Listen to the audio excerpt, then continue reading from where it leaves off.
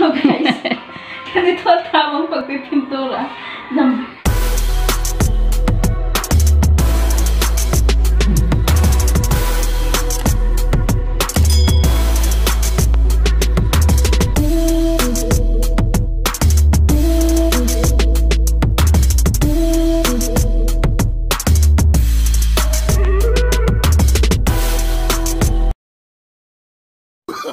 Oh, no, no, no, no.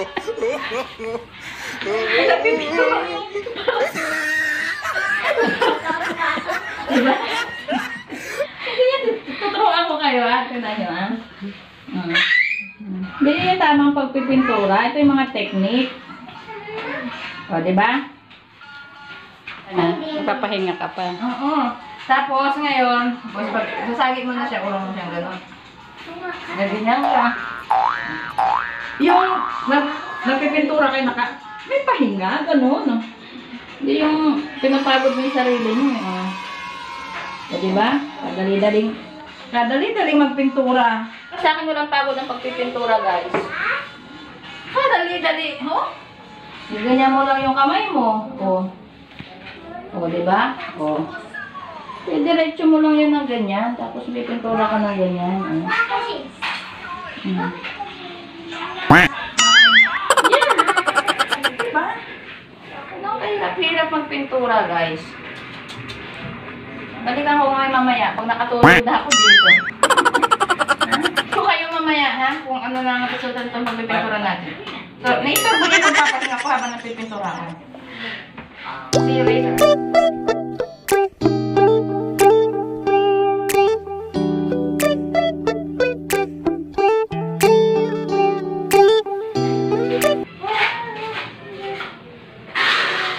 Technique ng pagpipintura. Kikita niyo ba yan? Mga technique natin. Turuan ko kayo tamang pag-technique ng mga pagpipintura. Kailangan na ganyan, no? Ang ganda.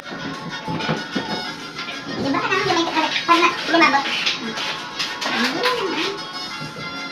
Nakagamit na kalawat ka na nakawal natin. Flexible lang ko na.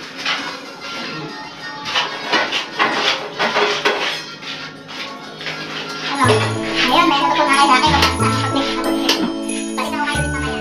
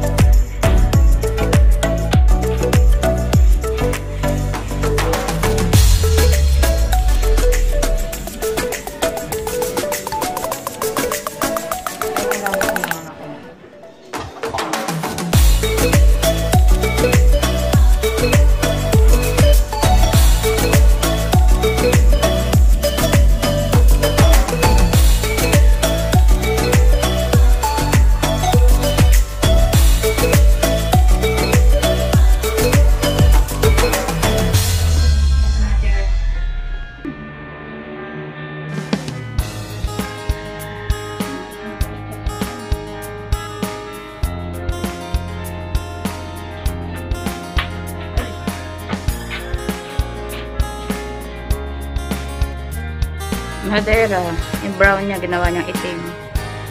Diba? Pintura para sa bakal, pinintura naman niya sa paso. Ayan. May hawak naman siyang brocha. Tutulong daw siya magpintura, pero ewan ko kung ano yung pipinturahan niya. Iba yung brocha ang hawak eh. Kasi eto na pintura ako ng itim. Sabi ko, gate yung pinturahan. Nakamukat-mukat, may pasok na naman niya, pinunturahan na naman niya ng kulay itim. Para dito yan eh. Diba? O, hindi natapos kasi pinintura niya dyan sa ano niya. Sa pasok niya. O, ganda, diba? No, no, no, no. Nag-iisip pa yan kung anong pagagawin niyang pipinturahan niya. Kung anong kulay niya gamitin niya.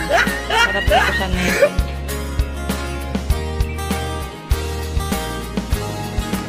I-gray natin lang lahat.